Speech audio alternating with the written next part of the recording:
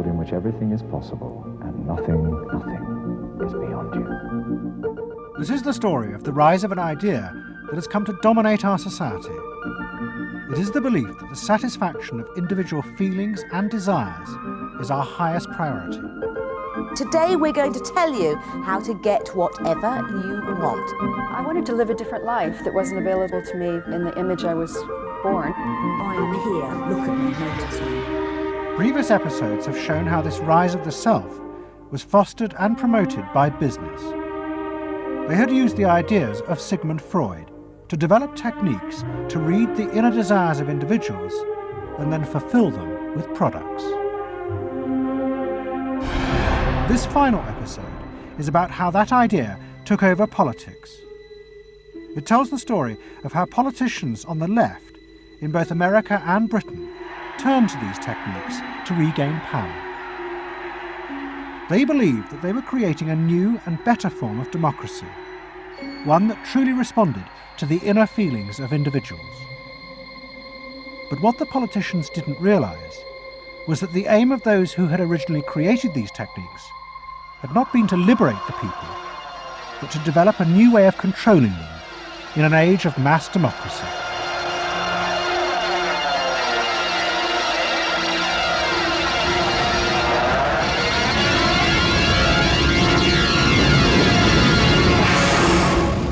The roots of the story lie way back in the America of the 1920s with one man. He was called Edward Bernays, the nephew of Sigmund Freud. Bernays had been one of the inventors of the profession of public relations, and he was fascinated by his uncle's theory that human behaviour was driven by unconscious sexual and aggressive drives. Many of Bernays' clients were large American corporations, and he was the first person to show them how they could sell many more products if they linked them through images and symbols to those unconscious desires that Freud had identified.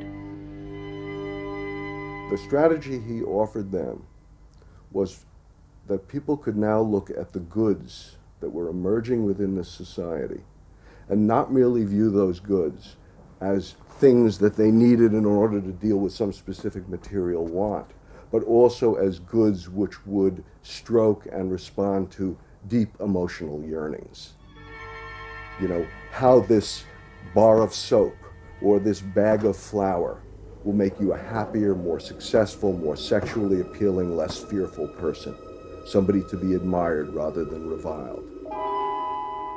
The powerful people in that world are those people who are capable of reading the public mind and giving the public what it wants in those terms. And Bernays was at the heart of it. Bernays was the guy who was the foremost articulator of the theories which were driving this new system. By the 1980s, Bernays' ideas had come of age. A vast industry had grown up in America, devoted to reading the inner desires of consumers. At its heart was the technique of the focus group. Previous episodes have shown how the focus group was invented by psychoanalysts employed by US corporations. The aim was to allow consumers to express their inner feelings and needs, just as patients did in psychoanalysis. The information was then used to promote and design new products that would fulfill those desires. And Edward Bernays, who was now nearly 100 years old, was celebrated as the founding father of this marketing world. Hi, Doctor. Good to see you. Come on up over here. There you go. Doctor, tell me again what the doctor is. What are we dealing with here? You're the father of public relations. What we're dealing with really is the concept that people will believe me more if you call me doctor. Oh, I see. So, that's a good idea. And Bernays' ideas and techniques were also about to conquer Britain in the 1980s. Unlike America, the ruling elites in Britain had always distrusted the idea of pandering to the masses. It was epitomised by the patrician elite who ran the BBC. Even as late as the 60s, popular programmes were referred to as ground bait. Their real job was to lure the viewers into watching the more serious programmes the elite knew was good for them. and market research reflected this attitude. Individuals were observed and classified by market researchers according to their social class, from A through C2, D and E. Probably they might be C2s. Yes, I think by the way they're carrying their luggage, all yes, no taxi. No taxi, and all stuffed in the bags like that. I think the lady possibly sets her own hair, which is always an indication. Yes. The children are nicely dressed. Yes, they are. Probably a skilled worker. A skilled, yes, a skilled worker. I would think say so. Yes, I would say so. With certain apprenticeship or done some qualifying time. We agree then. Yes, we think C2. We think so. Yes. When people were asked their opinion about both products and politics, they were selected by social class and asked only strictly factual questions about what they thought. Leaving your own party sympathies on one side, who do you think will win this forthcoming election? Labour. And tell me which you prefer. Which party do you think you'll be voting for? This time, Liberals. You'll be voting for the Liberals. And who do you think will be second? Conservative. This one. Thank you. The idea that one might ask people what they themselves felt and desired, and then give it to them, was seen as alien to the ruling elites, which would challenge their belief that they knew what was best for the public. There's evidence in other countries, in the United States for example, where pollsters have been used before elections to interpret the mood of the public, and then you give people more what they want to have and less what they ought to have. But again, this could be alleged to be more democratic, I don't know. It's very dangerous ground, I think, though, when polls are used in that way. But then, in the economic crisis of the mid-70s, British industry was forced to begin to pay attention to the inner feelings of consumers.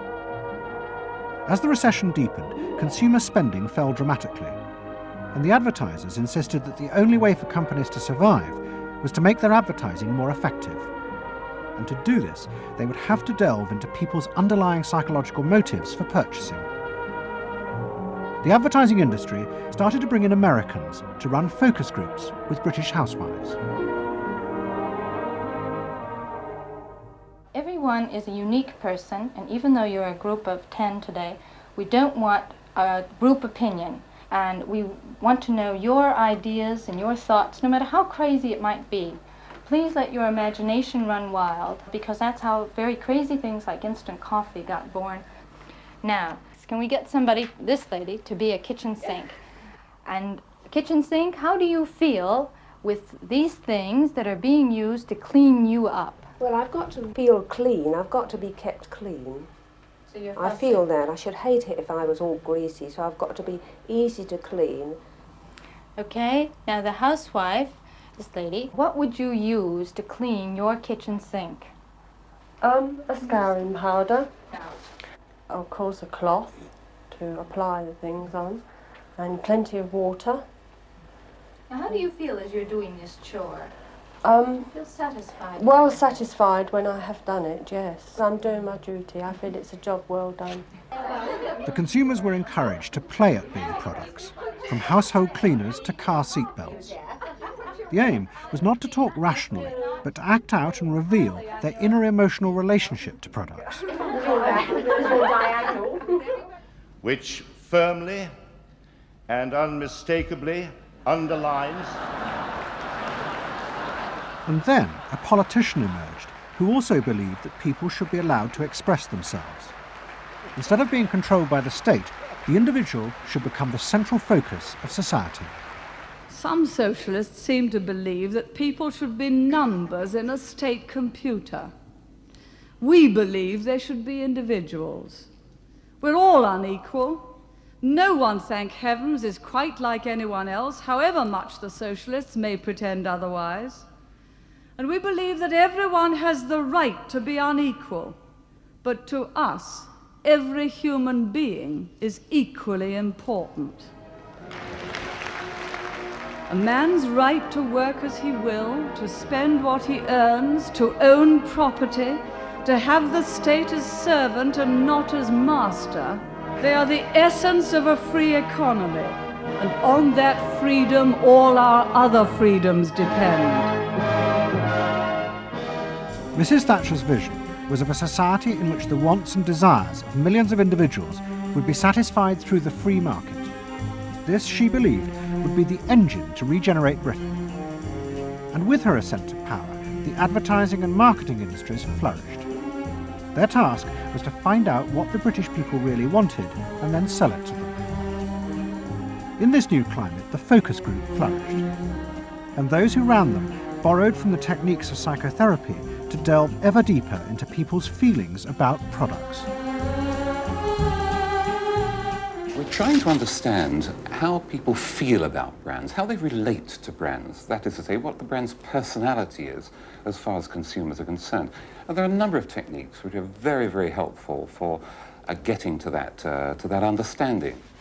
The consumer is given crayons to doodle, to express their feelings, to go inside their own head, pull out their feelings and somehow get them onto paper. And these are ordinary drinkers expressing their feelings about drinking Guinness. Here you see a rich, very female aspect of Guinness. So if you were describing a woman who somehow to you had that character, what sort of person is it? Paula Yates, who used to lay in bed, surrounded with magazines and chocolates like a 50s starlet. Out of this research, the marketeers began to detect a new individualism. In particular, among those who had voted Conservative for the first time in 1979. They no longer wanted to be seen as part of social classes, but to express themselves. And crucial to this were the products they chose to buy. We identified that there was this trend towards what might be called individualism, where people wanted to still be part of a crowd, but to express themselves as individuals within it, to have their own personalities, to be, I suppose, their own men. I didn't want to be the same as everybody else. I wanted it to be a little bit different, a little bit individual. It's quite individual upstairs. It's not remarkable, but I think it's quite individual. It is expensive. It's Italian. It's Italian, it's expensive, and it's good quality. A little bit different. Yeah, we want to set our own standards, so nobody else has got what we've got. We just didn't want it be the same as everybody else. We just want to be different. Business responded eagerly to this new individualism, but it soon became one of the main forces driving the growing consumer boom in Britain. Using the data from the focus groups, the manufacturers created new ranges of products that allowed people to express their individuality. Business also recategorized people. They were no longer divided by social class, but by their inner psychological needs. If the primary need is security and belonging, we call the groups mainstreamers. If it's status and the esteem of others, then it's aspirers. If it's control, it's succeeders. And if it's self-esteem, it's reformers.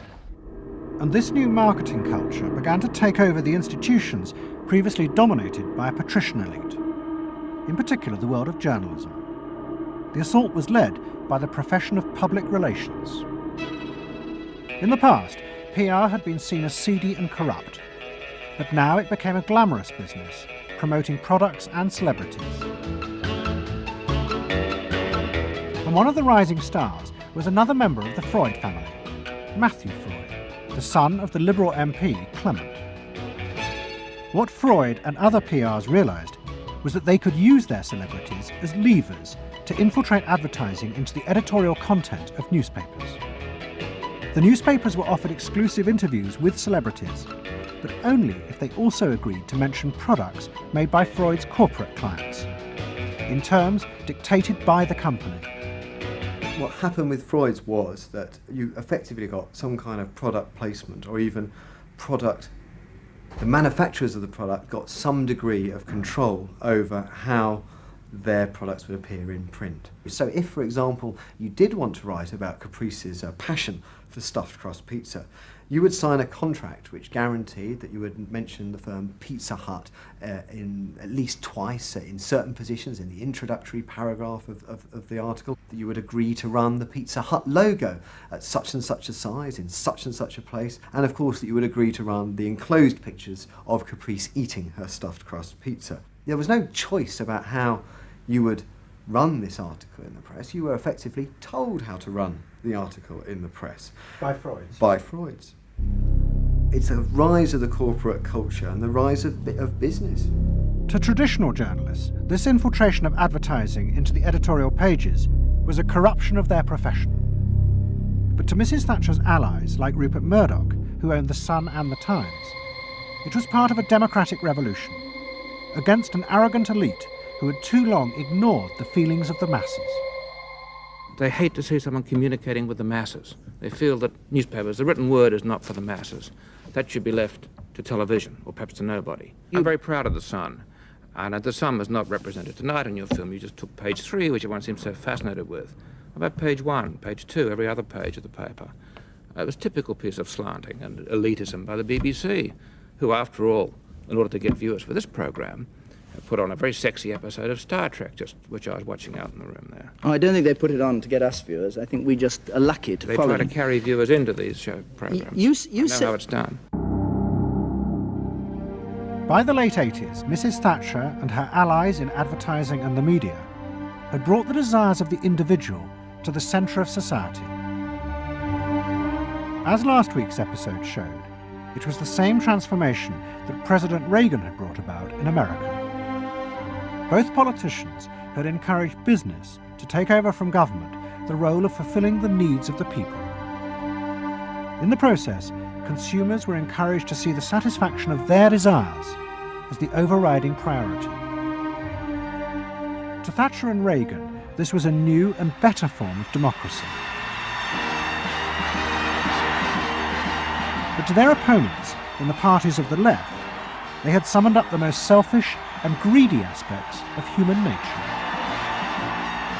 Ronald Reagan and Margaret Thatcher both embraced an economic philosophy that says the unit of judgment was not only the individual, but it was the individual's personal satisfaction, the individual's own unique happiness and well-being. It was, in a sense, the triumph of regarding individuals as purely emotional beings who have needs and wants and desires that need to be satisfied and can be satisfied unconsciously. It goes way back to the early part of the 20th century, to Freud, to notions of the unconscious, the assumptions that we are, in terms of our rational minds, we're little corks bobbing around on this great sea of hopes and fears and desires of which we are only dimly aware. And that the role of a marketer, the role of somebody selling something, including a politician, is to appeal to this great swamp of desire, of unconscious desire. The left believed the opposite, that the way to create a better society was not to treat people as emotional, isolated individuals, but to persuade them to realize that they had common interests with others, to help them rise above their individual feelings and fears. Let me assert my firm belief that the only thing we have to fear is fear itself. Nameless, unreasoning, unjustified terror, which paralyzes needed efforts to convert retreat into advance. This idea had flourished in America in the Depression of the 1930s. President Roosevelt, faced with the chaos caused by the Wall Street crash, encouraged Americans to join together in trades unions, to set up consumer groups, and to pay for a welfare system for those trapped in poverty. His aim was to create a collective awareness which would become a powerful weapon against the unfettered power of capitalism, which had caused the crisis. That idea had driven the Democratic Party for 50 years. But now, Roosevelt's inheritors railed vainly against the effects of the self-interest encouraged by President Reagan. There is despair, Mr. President, in the faces that you don't see.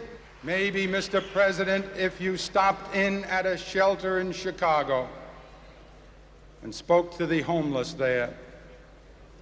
Maybe, Mr. President, if you asked a woman who had been denied the help she needed to feed her children because you said you needed the money for a tax break for a millionaire or for a missile we couldn't afford to use. The worst thing Ronald Reagan did was to make the denial of compassion respectable. He said, you've worked hard, you've made your money.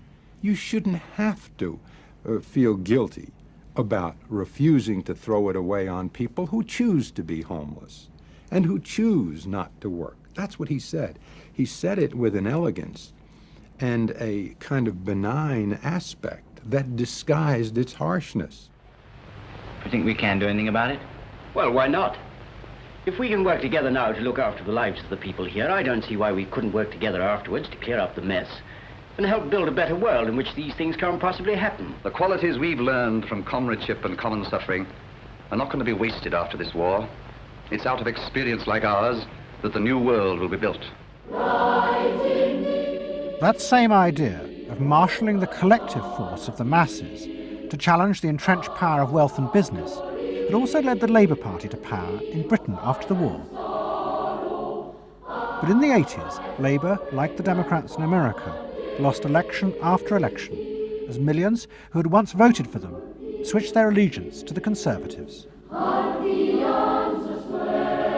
it is, going blue just about everywhere, sweeping the country. The rural parts of Britain now have gone blue. For they are the party of yesterday, and tomorrow is ours. In the face of this, a growing number within the Labour Party became convinced that if they were ever to regain power, Labour would have to come to terms with the new individualism. One of them was an advertising executive called Philip Gould, who had been a lifelong Labour supporter. Gould believed that Labour's leadership had become corrupted by the same patrician arrogance that dominated all Britain's institutions.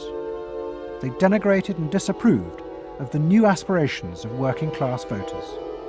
Labour stopped listening to these people. And I remember the best example of this was after the election of 1983, which was the election above all, where the people's voices just were not heard. And I had dinner with a leading Labour Party figure who'd been involved in the defeat, heavily involved in the defeat, and his wife said, God, these working class people, they just, we give them education, we give them chances in life, what do? They read the Sun and they just don't vote for us. And there was such a gap between these people just trying to make lives for themselves, better lives for themselves, and the kind of elitism of the Labour Party that was just such a chasm that had to be filled. Gould became part of a small group of modernisers centred around Peter Mandelson. Their aim was to reconnect Labour with the lost voters. To do this, Gould turned to the technique he knew well from his work in advertising, the focus group. Gould commissioned focus groups in suburban areas across the country with small groups of voters who had switched to Mrs. Thatcher. People were encouraged not to talk rationally about policies, but to express their underlying feelings. And what Gould discovered was a fundamental shift in people's relationship to politics. They no longer saw themselves as part of any group, but as individuals who could demand things from politicians in return for paying taxes, just as business had taught them to do as consumers. And I found that the people had become consumers. People now wanted to have, politics and life on their own terms. I mean, not just in politics, but in all aspects of life too. People see themselves as they are, as autonomous, powerful individuals who are entitled to be respected, who are entitled to have the best, not just in, going to Tesco's or wherever, but the best in terms of health and in education too. All this was about getting the Labour Party to understand that people really, really, really had changed, and the Labour Party had not, and unless the Labour Party changed, it would not win. Philip Gould now set out to try and persuade the Labour Party that they would have to make concessions to what he called the new aspirational classes. But he was going to face implacable opposition. In the run-up to the 1992 election, Gould argued that the only way to win was for Labour to promise not to put up taxes. But the Shadow Chancellor, John Smith, angrily refused. Labour would stick to its fundamental policies. They would fight the election with the promise of tax increases to create a fairer society. And as the campaign began, it seemed as if Philip Gould was wrong. The traditional polls consistently showed Labour ahead, despite the Conservative campaign message that a Labour government would put up taxes. Even the Conservatives' oldest allies in the press became convinced that by harping on about tax, the Conservatives were cutting their own throats. So the worry about the Tories must be that they're not at the moment conveying a sense of grip and being in control.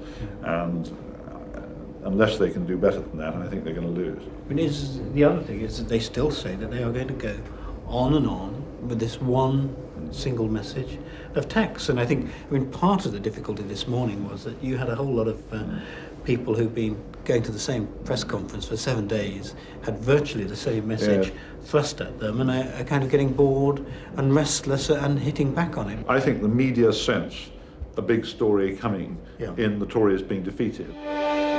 And the Labour Party too was convinced it would win and finally return to power.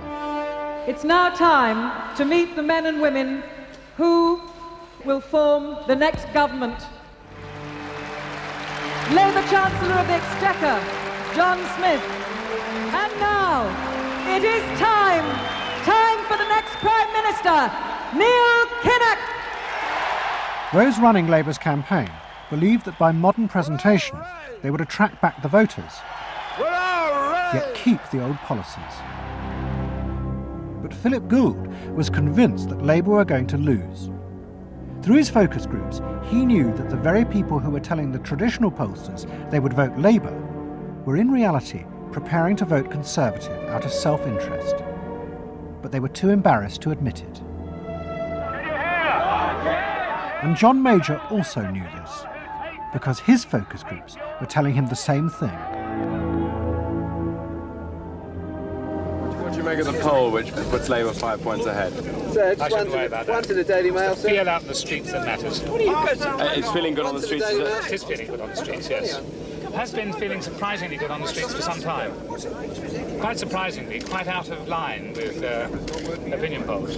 Don't ask me to explain it, but it feels all right. Sir? Anyway, go on.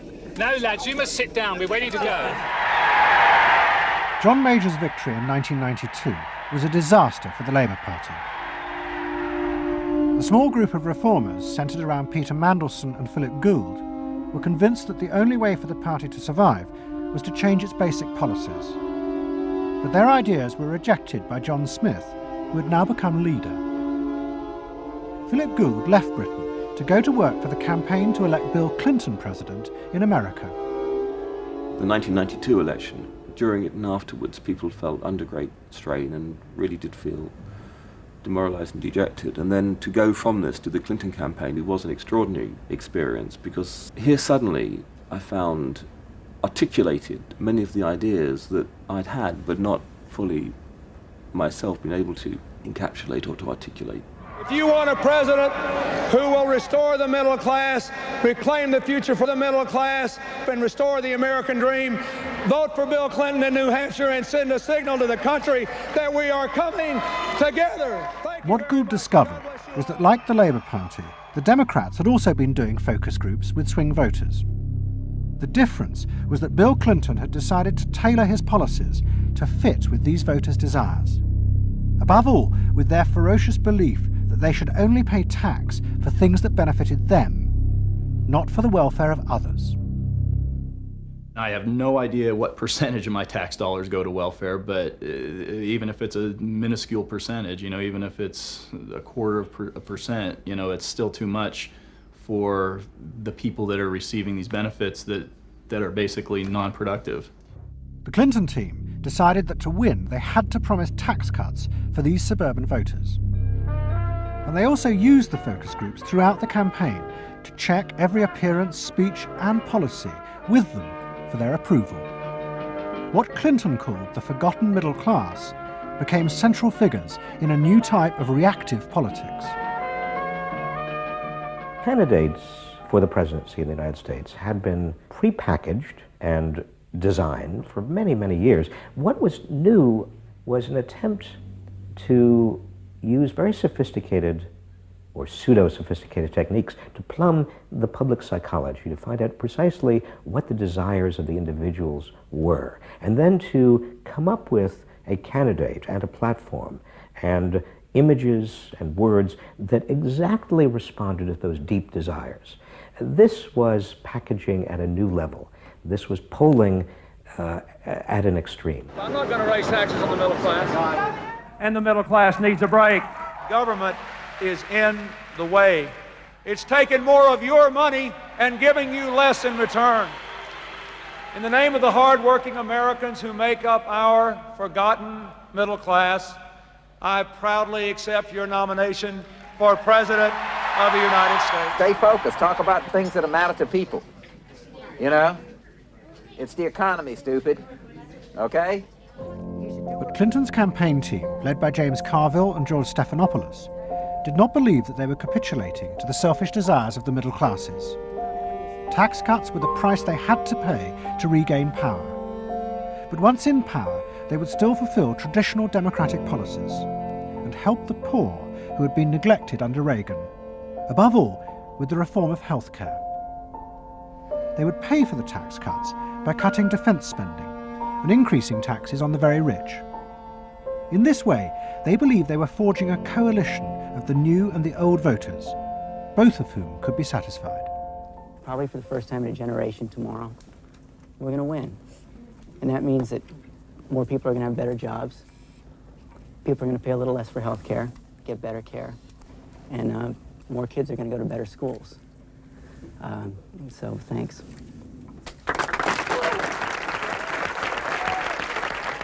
But the Democrats' optimism was to be short-lived. In November 1992, Clinton was triumphantly elected president. But within weeks, his administration discovered that the budget deficit was far greater than they had anticipated. At a meeting in the White House in January 1993, the head of the Federal Reserve told them that the deficit was nearly $300 billion. There was no way they could borrow any more without panicking the markets and causing a crisis. The only way to pay for the proposed tax cuts would be to cut government spending, not just on defence, but on welfare. Clinton was faced with a choice between the old politics and the new, and he chose the old. The tax cuts were dropped, and he tried to inspire the country with the old democratic ideal of government spending to help the poor and disadvantaged. Tonight I want to talk with you about what government can do, because I believe government must do more. To put people to work now, to create 500,000 jobs. Jobs to rebuild our highways and airports, to renovate housing, to bring new life to rural communities and spread hope and opportunity among our nation's youth. Healthcare reform sounds like a great idea to me. Well, I know, but some of these details sure scare the heck out of me. Like what? Well, like for... At the start of the Clinton administration, many of us, including, I believe, President Clinton himself, reverted back to an older tradition, tried to lift the public, to talk about genuine ideals beyond the individual. And that reform agenda being not only universal health care and child care and dealing with the widening inequalities in our society and homelessness, many things that many citizens, just particularly middle-income citizens, didn't want to deal with. But the suburban voters who had been promised tax cuts were not inspired by Bill Clinton's vision. They felt betrayed and wanted revenge. Their opportunity came in 1994 with the congressional elections. The Republicans, led by Newt Gingrich, promised huge tax cuts and to dismantle the welfare system. The voters who had defected to Clinton switched sides yet again, and the Republicans won both houses of Congress in a landslide. Well, I think it's a tremendous vote in favor of smaller government, lower taxes, and in a sense, a renewal of the Thatcher-Reagan tradition. And I think in that sense, it's pretty decisive. It means that the welfare state is going to be less hospitable for people who are not willing to take responsibility for their own situation. No question about it. I think today is the beginning of the end of the welfare state. For Clinton, it was a disaster. Faced with a hostile Congress, there was no way for him to get his reforms through. His personal popularity plummeted, and it seemed certain he would not be re-elected in 2 years' time. In desperation, and without telling his cabinet, Clinton turned for help to one of America's most ruthless political strategists, Dick Morris. What did he want you to do? Save his butt. Clinton was in serious trouble. He had lost the '94 election. He had lost control of Congress, and he hired me to come back and help save him. So he was basically asking me to perform roughly the same role as a life preserver would if you're drowning. What Morris told Clinton was that to win re-election, he would have to transform the very nature of politics. The crucial swing voters in the suburbs now thought and behaved like consumers. The only way to win them back was to forget all ideology and instead turn politics into a form of consumer business. Clinton must try to identify their personal desires and whims and then promise to fulfill them. If he followed those consumer rules, they would follow him.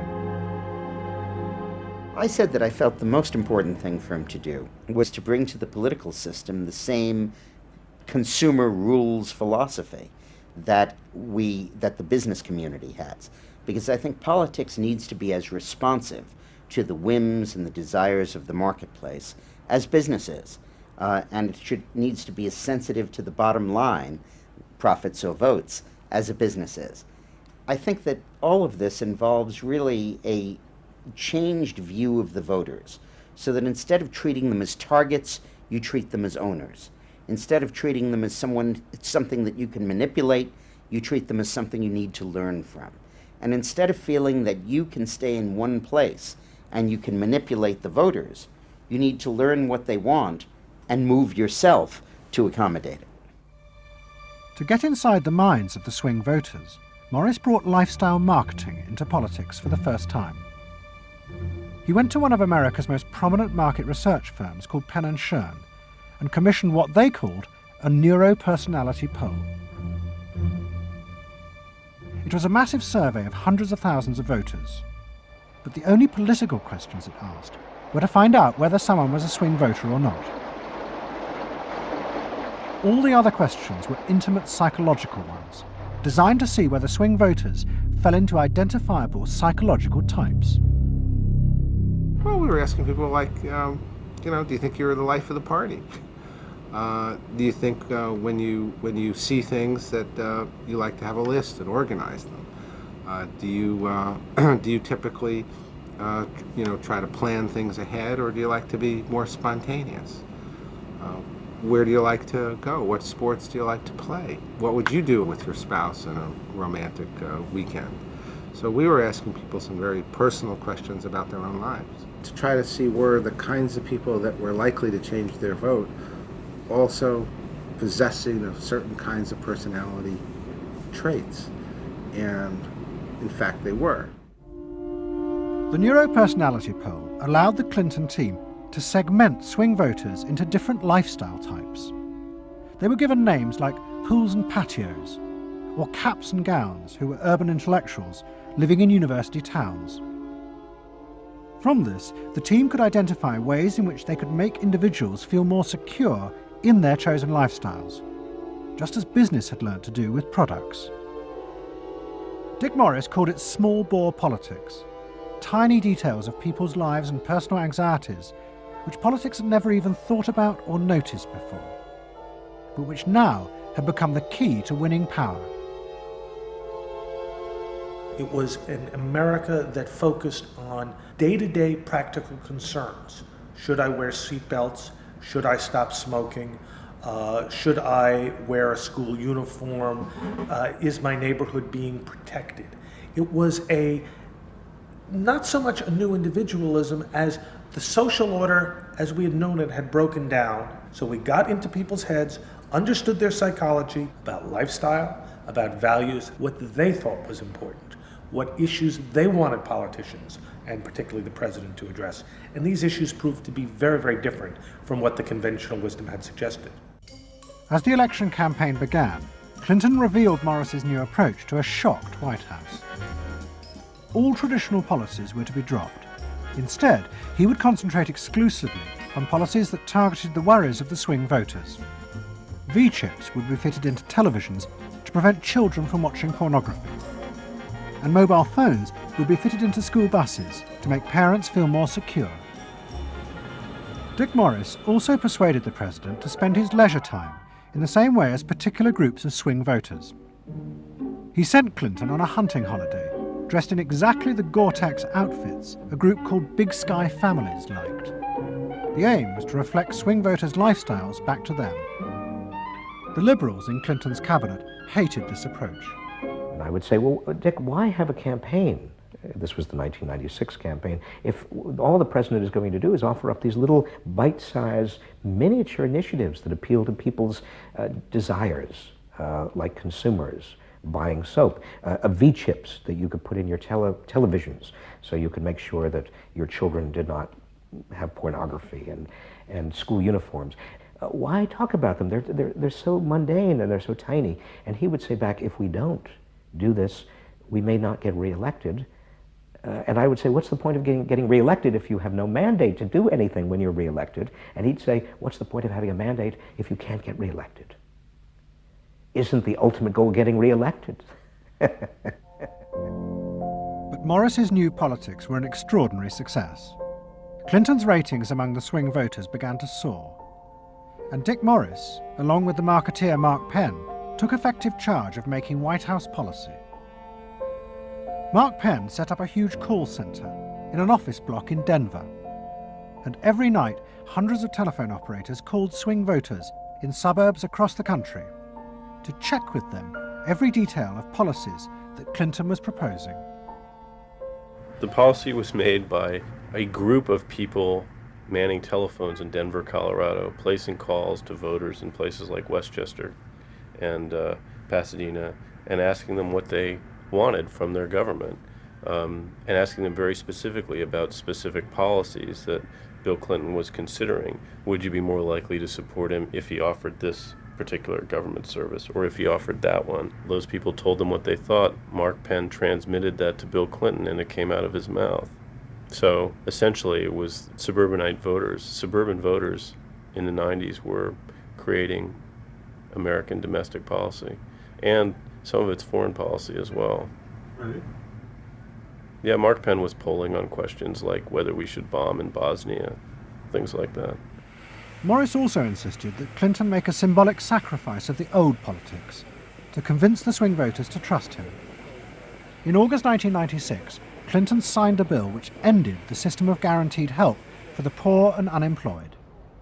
Welfare would be cut back after 2 years in order to force people into work. The new system was called welfare to work and would, he said, be a hand up, not a handout. It was the effective end of the guaranteed welfare system created by President Roosevelt 60 years before. For many in Clinton's cabinet, it was also the end of the progressive political ideal that Roosevelt had represented. The belief that one used a position of leadership to persuade the voters to think and behave as social beings, not as self-interested individuals. Dick Morris and the pollsters had won. And by that I mean that the people who ultimately got to the president, shaped the president's mind, were those who viewed the voters as just a collection of individual desires that had to be catered to and pandered to. It suggests that democracy is nothing more, and should be nothing more, than pandering to these unthought about, very primitive desires. Primitive in the sense that they are not even necessarily conscious, just what people want in terms of satisfying themselves. And the same triumph of the politics of the South was about to happen in Britain too. In 1994, Tony Blair had become the leader of the Labour Party, and the reforming group centred around Peter Mandelson became all-powerful. Almost every night, Philip Gould ran focus groups with swing voters in the suburbs. But this time he was listened to, and the desires and the fears of the new aspirational classes became the central force shaping Labour Party policies. In that period, I was talking to people who used to vote Conservative and were considering voting Labour, and they wanted understood that they are financially pressed and that there are limits to the extent to which taxation can be improved. They think that crime is an issue that matters to them and should be respected. They You know, they want welfare to go to people who deserve welfare, not to people who do not. This was seen of by many in the Labour Party as selfish. I never saw that it was selfish. I believe that you know, a dad or a mum doing their best for their family isn't selfish. They're just doing their best for their family, and that's what people do. A crackdown on those who make life hell in their local neighbourhoods through noise or disturbance. Law and order is a Labour issue today. Philosophy of campaigning is, let's concentrate on swing voters, let's focus group them to find out what they want and what will appeal to them, and let's just relentlessly push those themes in the election. Something is happening to you. After promising to put money in your pocket, the Conservatives are quietly taking it away.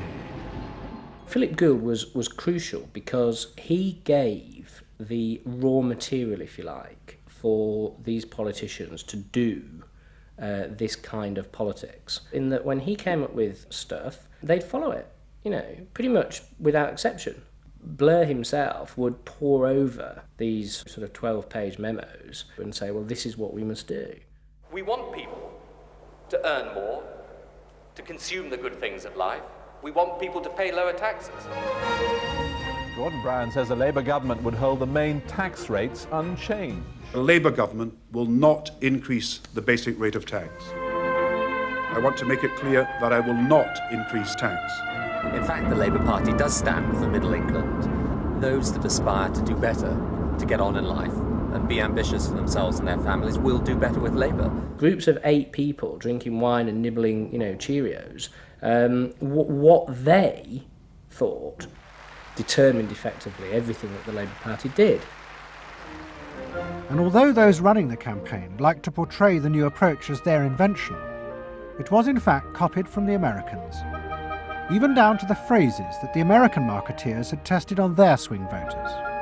Peter Mandelson and his team were in the United States watching what we did and copied almost verbatim our approach in their 1997 campaign. The benefit system should be about giving people a hand up, not just a handout. Mandelson's not a fool if he's anything. He saw something that worked, so why not do it? And I can remember reading their manifesto and saying to myself, they just took it lock, stock, and barrel. You know, on one hand you're proud, and on another hand, you're bitch. And as in America, Labour was forced to drop policies that would not directly benefit the swing voters, even if it meant sacrificing its fundamental principles. The commitment to public control of industry, which was enshrined as Clause 4 of the party constitution, was dropped. The aim of Clause 4 had been to use the collective power of the people to challenge the unfettered greed of business. But now, Tony Blair was faced with crucial voters who no longer saw themselves as exploited by the free market. They saw themselves as individual consumers who were fulfilled and given identity by what business delivered them. The new Clause 4 promised not to control the free market, but to let it flourish. Business is more powerful than government. It is quicker, it is more creative. Business is the lifeblood of the country. From this come all the benefits that society needs. Employment, investment. I think, frankly, there is only one party getting business right, and that's New Labour. What New Labour did suits people who exert power in society not through the political system, or not through the democratic political system. So it suits big business, and it suits entrenched interest, and it suits the status quo. You know, those 3 things, of course, just off the top of my head, being the things that the Labour Party is supposed to be, you know, a counterforce to. What that means is big business get to carry on exerting their power behind the scenes, getting their way, because there's no countervailing pressure. Countervailing pressure isn't going to come from, you know, 8 people sipping wine in Kettering. Here he goes, turning an awful lot of other blue seats red as well.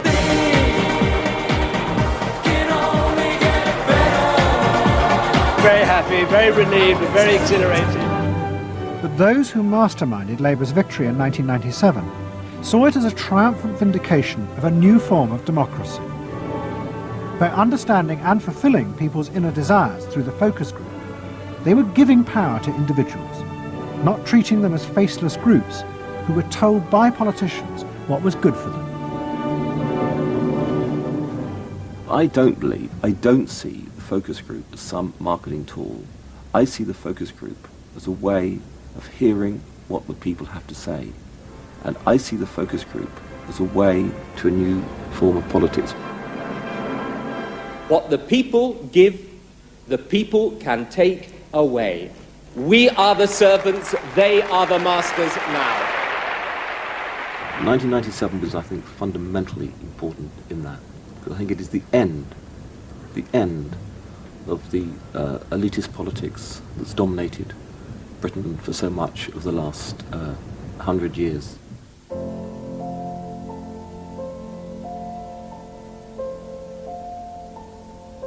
In 1939, Edward Bernays, Sigmund Freud's nephew, created a vision of a future world in which the consumer was king. It was at the World's Fair in New York, and Bernays called it Democracy. It was one of the earliest and most dramatic portrayals of a consumerist democracy, a society in which the needs and desires of individuals were read and fulfilled by business and the free market. The World's Fair created a spectacle in which all of these concerns were met, and they were met by Westinghouse and General Motors and the American Cash Register Company, and company after company presented itself as this sort of centerpiece of a society in which human desire and human want and human anxiety would all be responded to and would all be met purely through the free enterprise system.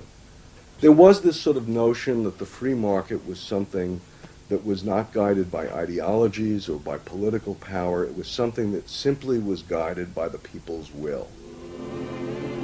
This was the model of democracy that both New Labour and the American Democrats had bought into in order to regain power. They had used techniques developed by business to read the desires of consumers, and they had accepted Bernays' claim that this was a better form of democracy. But in reality, the World's Fair had been an elaborate piece of propaganda designed by Bernays for his clients, the giant American corporations. Privately, Bernays did not believe that true democracy could ever work. He had been profoundly influenced in this by his uncle's theories of human nature. Freud believed that individuals were not driven by rational thought, but by primitive, unconscious desires and feelings. And Bernays believed that this meant it was too dangerous to let the masses ever have control over their own lives. And consumerism was a way of giving people the illusion of control, while allowing a responsible elite to continue managing society.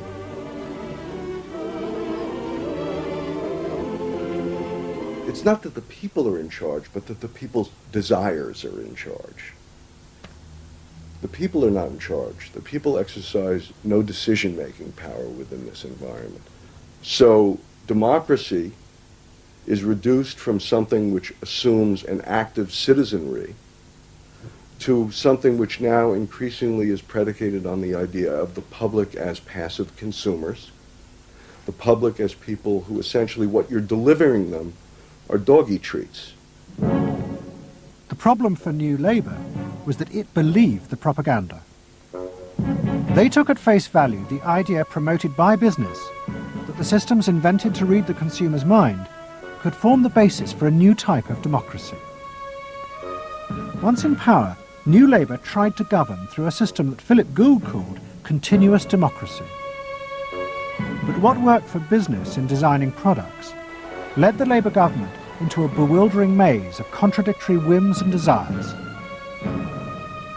For much of Labour's first term, the focus groups said that the railways were not a high priority, and Labour's policies faithfully reflected this.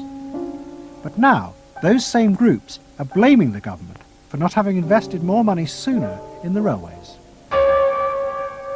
The point about focus group politics is that there isn't one because people are contradictory and irrational, and so you have a problem in terms of deciding what you're going to do if all you do is actually listen to a mass of individual opinions that are forever fluctuating and don't really have any coherence, and crucially are not set in context.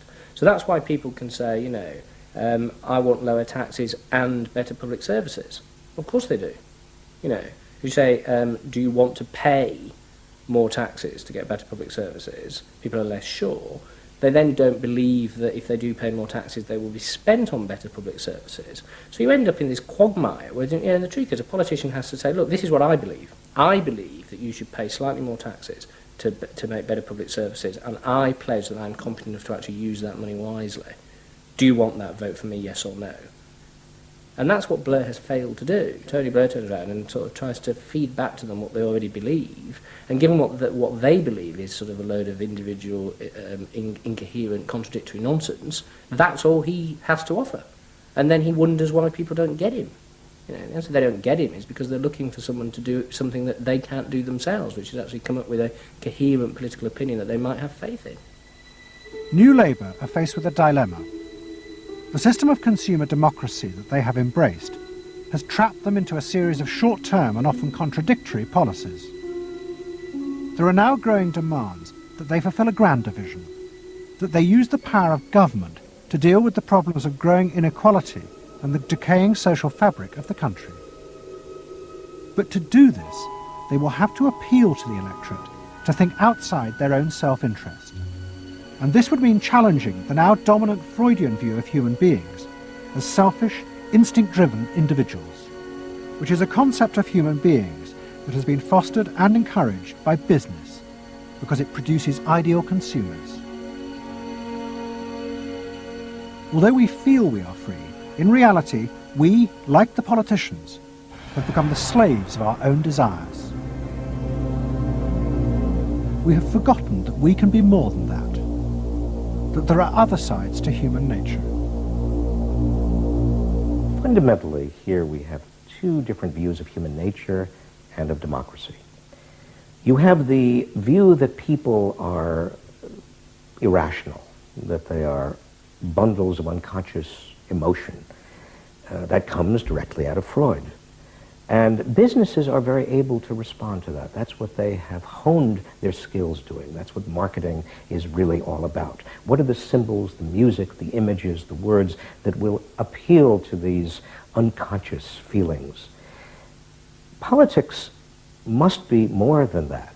Politics and leadership are about engaging the public in a rational discussion and deliberation about what is best, and treating people with respect in terms of their rational abilities to debate what is best. If it's not that, if it is Freudian, if it is basically a matter of appealing to the same basic unconscious feelings that business appeals to, then why not let business do it? Business can do it better. Business knows how to do it. Business, after all, is in the business of responding to those feelings.